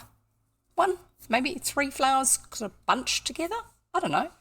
And sorry, Gregory here, I do not have any green ones. Probably because I was very aware of the fact that I use green screen most of the time and I didn't want things to disappear. Yes, it's one of the, every time I go and show everybody my quest sprout, he magically kind of disappears. I did make an adjustment to my green screen, so he's a little bit more visible than parts of him are more visible and parts of him are less visible. Most of my headbands are not ones that I've made, but when I was getting them, I kept thinking, oh, I could do this, I could do that, and then I'd be at the gold coin shop or the some other shop that was kind of like that, and I'd be like, oh. So I found a whole bunch of basic headbands like that one that I took the colour off, and I was just going to use it as a headband to keep my hair out of the way because it annoys me at times. I should just get it cut again, but I quite like having this weird long hair all over the place every now and then, and so I thought I could get a whole bunch of bands and then add things to them. So the ones you've seen so far are actually bought ones. That's the way they are, but you get them from the kids section of somewhere like the Warehouse. The rainbow unicorn with flowers here and the lace for the ears, that was a kids Warehouse one. So yeah, this is Quest Sprout, and normally his sprouty leaves on top of his head are invisible because of the green, but it's a slightly different green to what I'm currently using for my my green screen setting. Now, oh, that's where it is. There was something I was going to show you.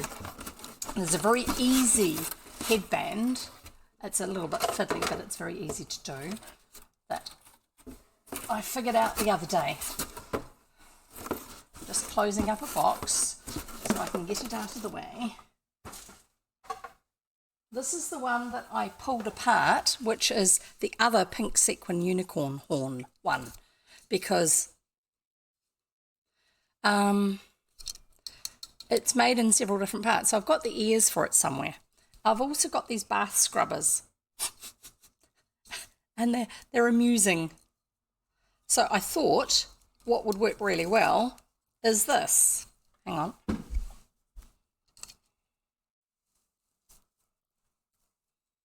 As a headband. Like that. A secret Jev of all trades, absolutely. My dad's name is Jack, by the way, so it's not so unusual that I'm doing all sorts of things myself. But how's that for something amusing? I could fasten them on slightly differently so they actually sit closer up like that. They don't have to be on a unicorn horn. It's just that it was amusing because I was going around once you get an idea, you start to see things you can use for that idea everywhere. So I was doing my grocery shopping one day and I had already talked about doing the headbands with Son of Jev, my son. One of his screen names is Son of Jev, by the way. And yes, of course, I have ridiculously fluffy, bright feathers, and no, I am not taking those ones out of the packet. So I told him about it, and these would go well for the tiara as well. They're plastic gemstones. I told him about it. These ones would be better because they're coloured. I told him about the idea, and then I was in there at the supermarket doing all my usual grocery shopping because I didn't manage to actually do a pre-order click and collect thing, which I prefer. Sometimes you need to go to the supermarket and actually see what they've got in stock, you know, when it's clearance stuff or you know, last of the day items, or manager has bought this in sort of thing. Even though it's part of a chain store, our local managers have a certain degree of autonomy with some of their stocking. It doesn't have to be all things that head office says. So sometimes it's worth going in to see what they've got. Anyway, so I go in, and as I'm walking around the supermarket, I see the bath scrubbers, and I'm like, oh, I know what I can use those for. It's because I was looking at the colours. I was looking at the fact that it's purple and teal or turquoise or cyan or something like that, and it's so similar to the sort of colours I use. And I thought, yeah, that would work. And those are the coloured gemstones. Those will be really cool for putting as highlight points on that tiara. And this is just really cool for a colour. It's an iridescent craft cord. Hang on. Take it out of the packet. Hopefully it won't unspool itself. So iridescent craft cord. No, that's not going to pick up. We'll try it with the other camera. And get a little bit of colour and light. It's got lots of yellows and blues and a little bit of pink in it. We also have glow-in-the-dark creatures, glow-in-the-dark shapes. Now it's got bears and it's got dolphins and it's got sheep. But I saw something which I was hoping it wasn't a monster. It didn't look like the sort of mixed pack that should have a monster in it. I'm going to open it. But it was glow-in-the-dark's fun. I have a name for another idea for one of the headbands that I want to do.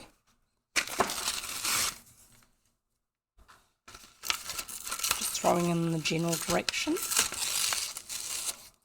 of the recycle bin.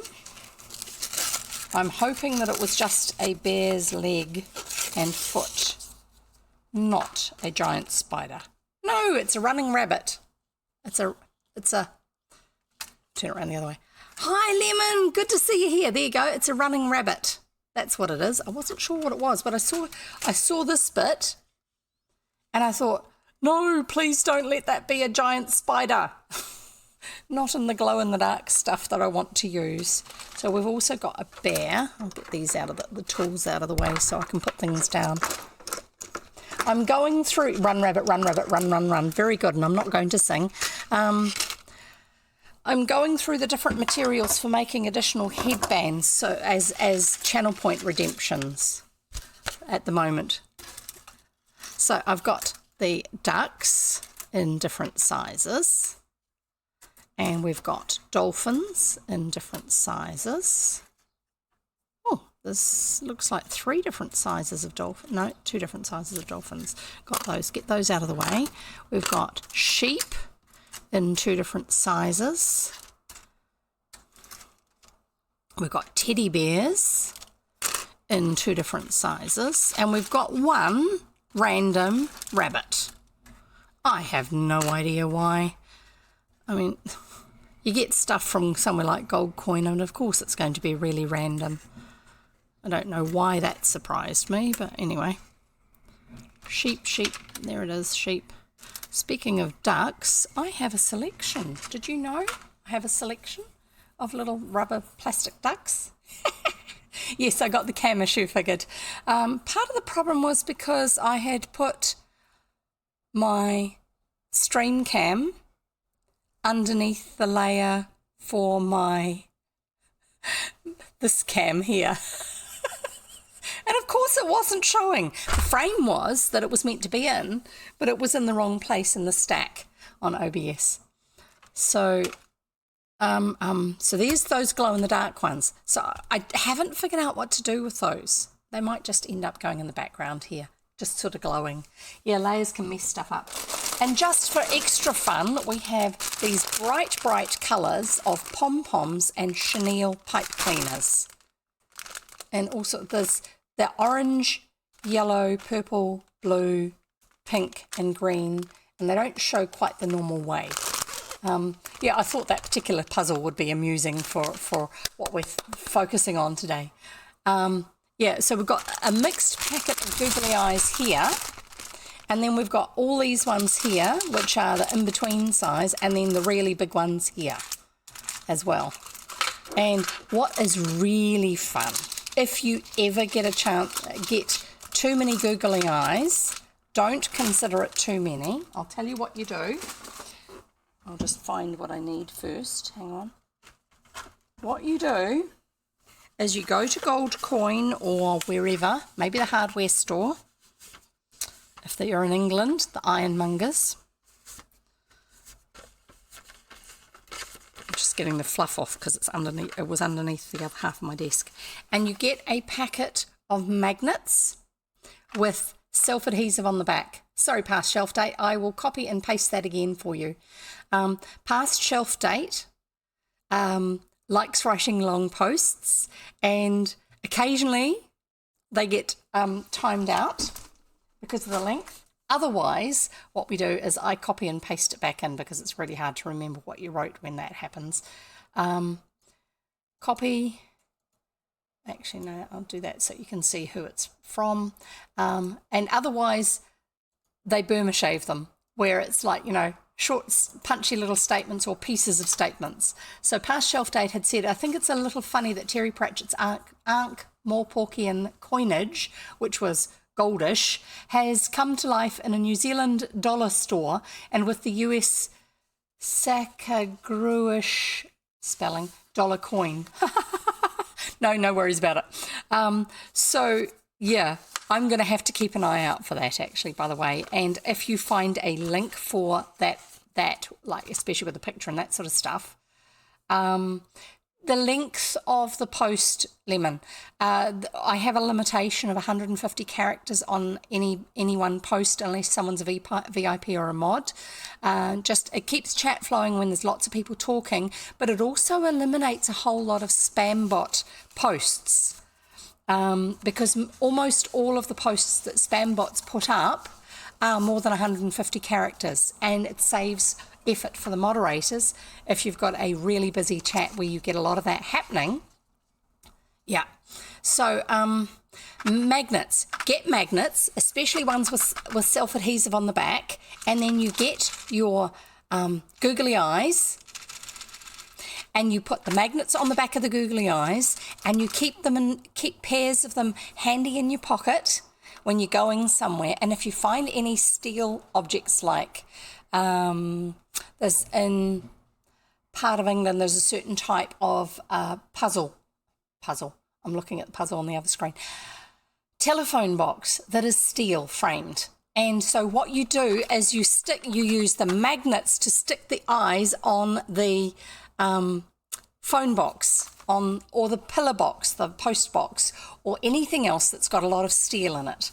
And it's quite lovely to be able to do that and keep an eye out to see other people who have noticed and what their responses are to it. I'm not actually going to put another puzzle up for, vandalize. Yeah, vandal eyes. Very good, Lemon. Well done. Excellent. I do have some more materials I'm going to keep showing you. How far through? We've got iridescent thread. We've got that one. We've got big gems. We've got the dark parcel stars. Yeah, that was the ones that I want to put so they're upright instead of flat. Fuzzy pom-poms. Yes, pipe cleaners. Felt sheets. Now, I've got a whole lot of felt fabric as well.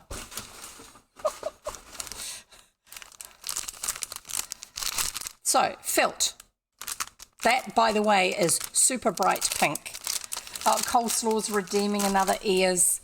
Okay, hang on a moment. I do have these set up for on this channel as well. Picker, turn it on. Here we go. I need to get the interact panel. What are we going to get for the next set of ears? We have top knots. Woohoo! Top knots. Let's find them. I've got them here somewhere. Where did I put them? Oh, that box. The box is underneath the other stuff on the floor. And of course they're at the bottom of the box that's on the floor, because I packed it all neatly back inside. Top knots. Here we go. Put them on and then I will start the timer. These are the purple top knots. Lavender coloured top knots I was talking about that time. Go, Ricky. in case you were wondering what the reference was. And yes, I will move the picker out of the way, turn the egg timer on, and also move my cam so it's positioned slightly better. Oh, no, it can't. I'll slump in my chair. There you go. Actually, I'll just swap to the other ones for a moment. Cindy Lou Who vibes, very good. New one, hooray. Yeah, I'm so delighted that we got a new one finally. I haven't got a way to keep the reductions that we've already done on the list from stream to stream unless I actually keep the whole setup open day by day and don't shut in between stream sessions, which because of my computer and my past history with computers, I tend to close things if I can, just so we don't have problems. I'm just going to swap to the other one so you can see it better. There you go. And yeah, the colour setup is a little bit off at the moment. Sorry about that.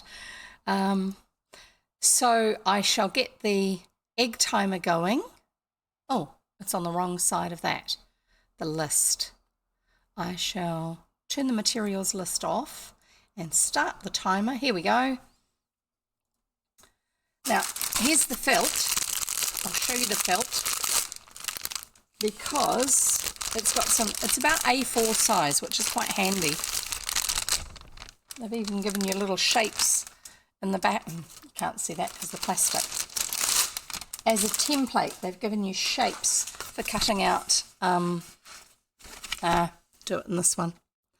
They've given you some shapes for using as a guide for cutting out different things out of the felt. So what are we making today? We were going to be making some more headbands, but we're nearly up to my finish time. I was so excited about all the different materials and I wanted to show them all to you. So these are the colours. Now, keep in mind that my camera's colour balance is a bit off at the moment. That colour there is meant to be hot pink. In fact, it actually, in real life, it is hot pink. So we have hot pink, red, orange, yellow, green. Go Ricky's going to be happy. We have green and yellow. A4 is roughly 8.5 by 11 for Americans and Canadians. Yeah, that's true. Light blue, black, purple, grey, which is a surprise, and white. So those are so that I can cut out different shapes to make things if I haven't actually got a shape here already that I want to use. I do have a couple of other bits and pieces I haven't pulled out. Trying really hard not to put anything on top of my computer. My computer is son of Jev's old one, and I should just put some stuff back in the box so I've got more desk room. My computer is son of Jev's old one, and it's got a lovely vent in the top that's got a security mesh on it, so you don't drop things inside it, but which is fantastic. But you've got to be really careful to not put things on top of your computer when you're used to having a computer that you can put things on top of, because otherwise you're going to block up all that lovely ventilation, and I don't want to do that. I do not want to cook this computer. Yeah, it's going to be lots of fun. I had actually hoped to get started on making some this time, but obviously we're just having too much fun exploring all the different materials because I've got so many materials. I'll leave the eyes there. And these ones, I really like these butterflies. And I like the fact that they all have this movement sort of thing. They will be great when they're on a headband. Don't you think? I was going to say fleet. Flock of butterflies. What did Go Ricky call them before? Swarm of butterflies. That's it. I've also got this cool noise. There you go. And what am I dropping? Ah, the thing that I wanted. Put those away. The butterflies remind me of the ones used at Jim Henson's funeral. Oh, cool. That would have been really interesting to see. And Pa Shelp Day said I had to fold a rat wire cage to put around my old computer monitor to keep my cat from lying on it, blocking its ventilation.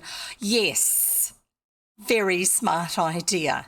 That's a great way to do it, actually. I like that idea. Actually, I'll get that out from under there.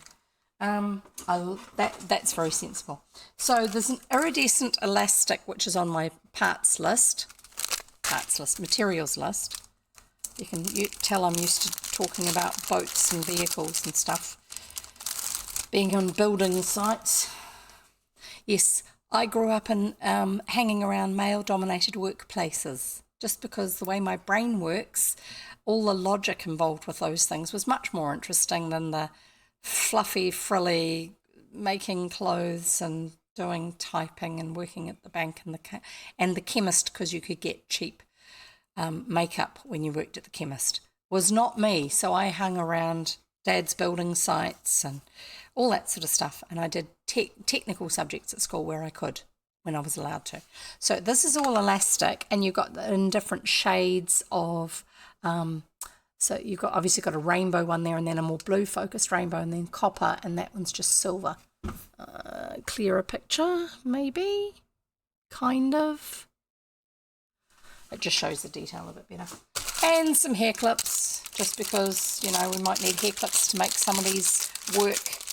I think that's a brilliant idea, using a wire cage to do that, especially because the cat is going to keep on trying to get there with all the warmth. So we've got all these little clips, which sometimes they are really hard to find, and other times you just find them everywhere. So these ones, this was the idea I had, the most recent idea, and I'm thinking of putting these up on wires so they're boing around.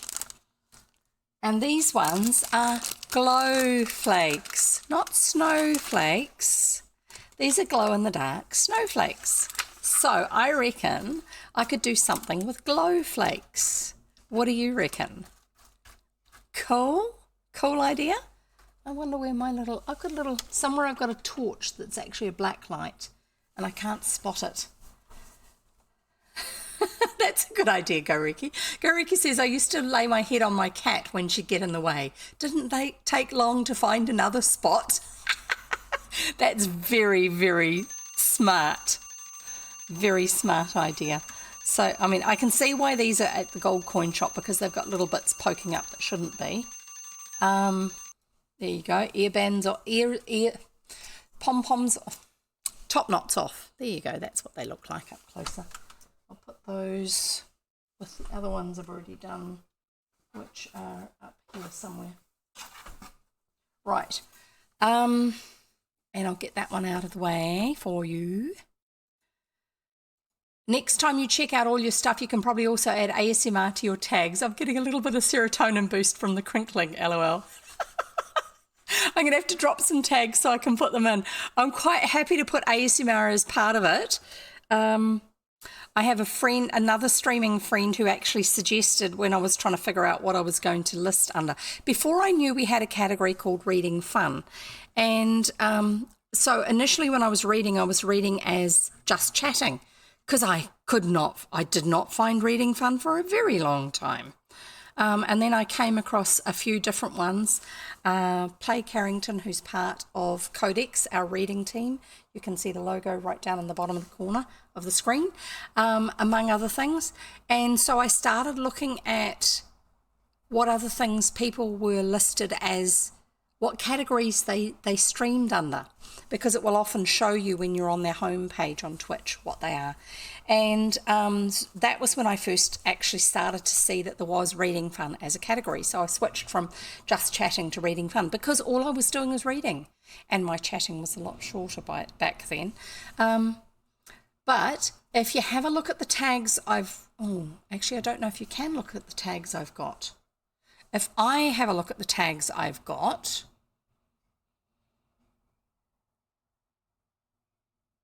that shouldn't be that. That's, sorry. There's several places you can change your categories.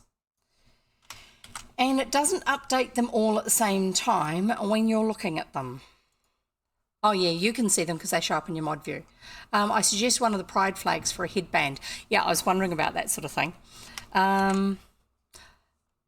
I'm just going to put up for you, for those who aren't familiar, I'm going to put up for you the tags that I use And the ones that have a capital in the middle is because to create them, you write it, one tag, you write whatever words are in the tag, and then Twitch smooshes them together and says that is one tag, rather than saying all of those things are separate words and limiting you. So I'm going to show you the ones I've got. Oh, Go Reki's already beaten me to it. Oh yeah, and there is one there that I'm using it that I forgot to take off after last time. So these are the ones that I've put in there. Castaway Paradise I can remove because I'm not playing that today. So there you go, that's one extra one. I'm so good. Other streamers say my name. Very good. I find it so annoying. Twitch won't let you scroll to see all the tags on mobile. Yeah, it's so frustrating. So Goriki and I have both put them in chat there. So I've got reading aloud, neurodivergent, because I was like, do I put ADHD or do I put autistic? I thought if I put you neurodivergent, then anyone who's recognises any of those sort of things will feel a little bit more kinship without having to be so specific. New Zealand, because New Zealand's not the same as English for language. The English one that I've got in there is just the auto-generated one. Family friendly, cozy, because some people look for cozy rather than family friendly. Codex, because of my reading team, the reading team I'm part of. Kiwi, because some people look for Kiwi, not New Zealand. Story time, Castaway Paradise, that's the disposable one, so I could probably put it in instead of that. And then English, which is the standard one.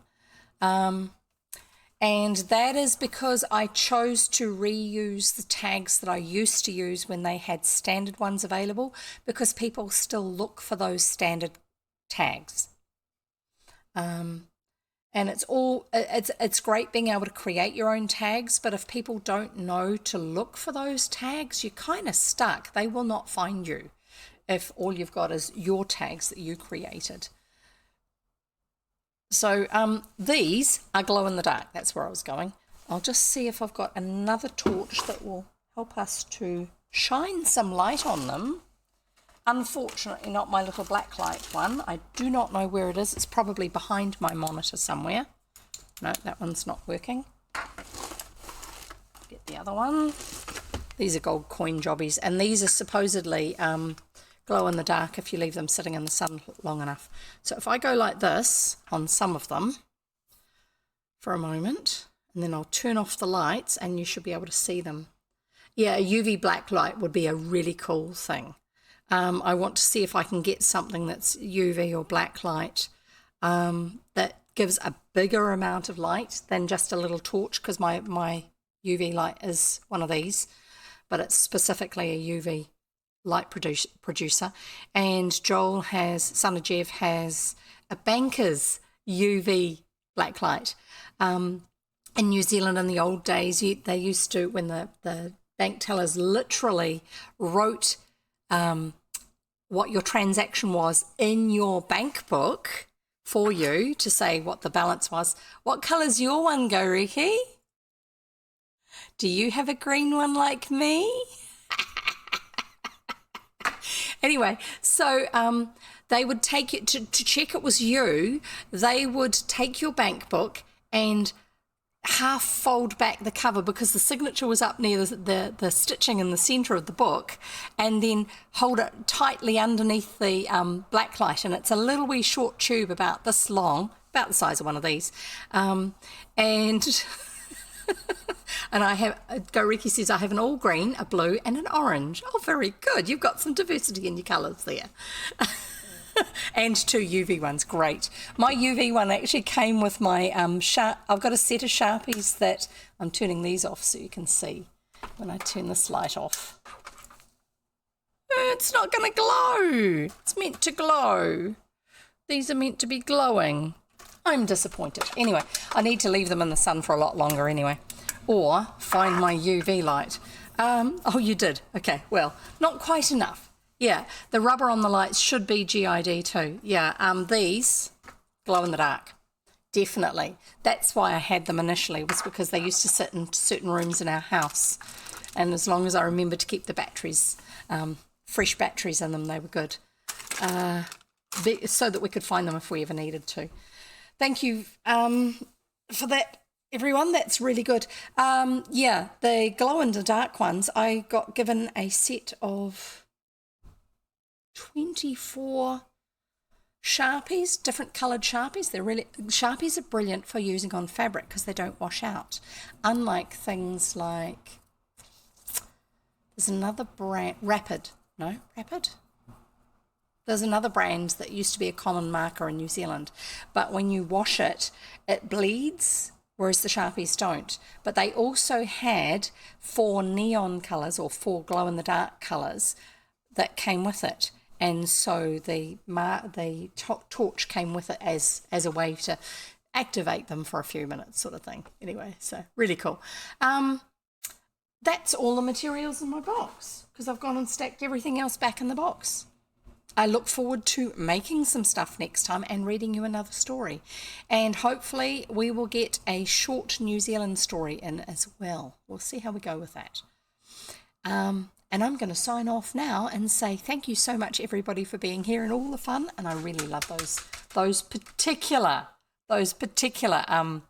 butterflies. That's kind of the effect I wanted to do. So I've got some wire here that son of Jev has given me. And yeah, I'm so glad you're able to catch up with me too, Lemon. Great to have you here. I've got some wire here. I've got some other wire here.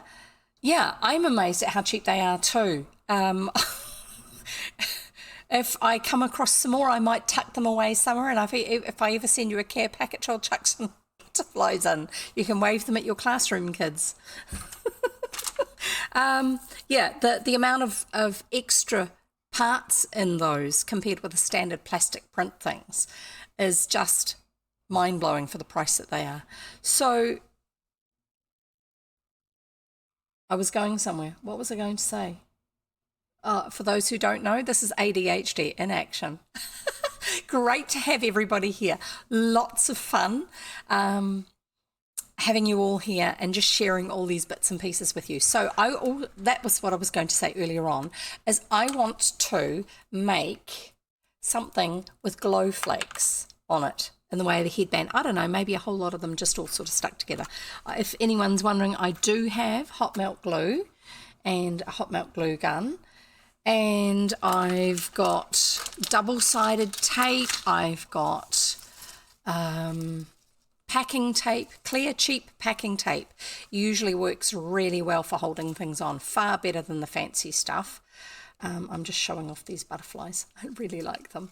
And a whole lot of things like that. So we'll see what happens. I really like the sense of the magnets that I've used in the past are just the cheapy plastic-based ones with the sticky back on them.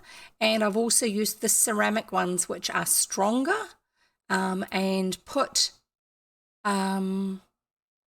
self-adhesive stickers on the back where it's a double-sided tape type thing. I haven't actually ever used them with rare earth magnets. Yeah, rare earth magnets are a lot more expensive. Dollar store sticky magnets are very popular with teachers there, says Go Riki, in Japan.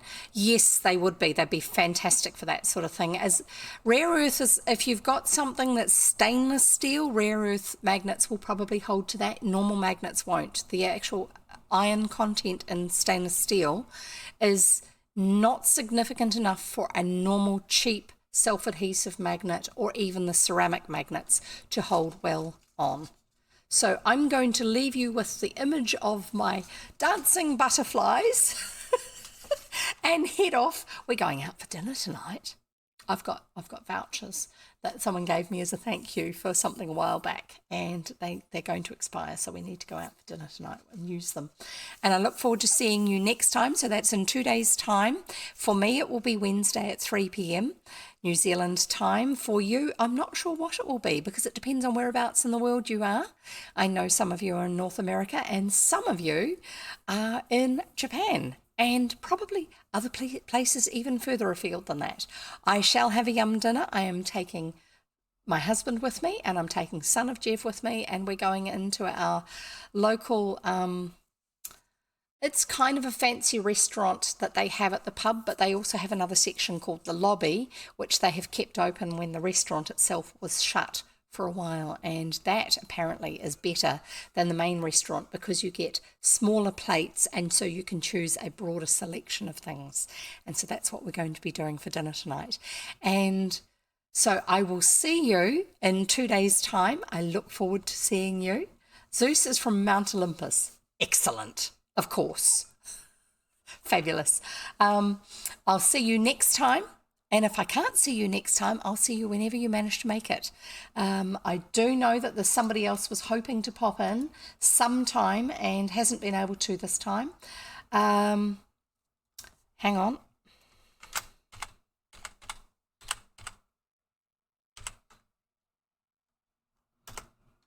Yes, it worked. I'm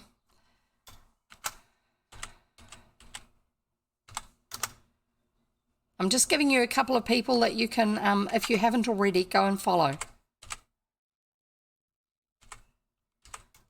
before I actually leave. So there you go. We'll see you next time. And I'm looking forward to having some more of these old tales. I'm not quite sure. I will have more of a look next time to find something that I think is going to be a little bit more quirky, a little bit more odd, to go with in the keeping of the fact that this is the week leading up to All Hallows Eve. And Hallows in Halloween actually comes from an old usage of the word hallow, which means saint or sacred person. Did you know that? There's your new old word for the day. So I look forward to seeing you next time. And in the meantime, happy streaming. Bye all.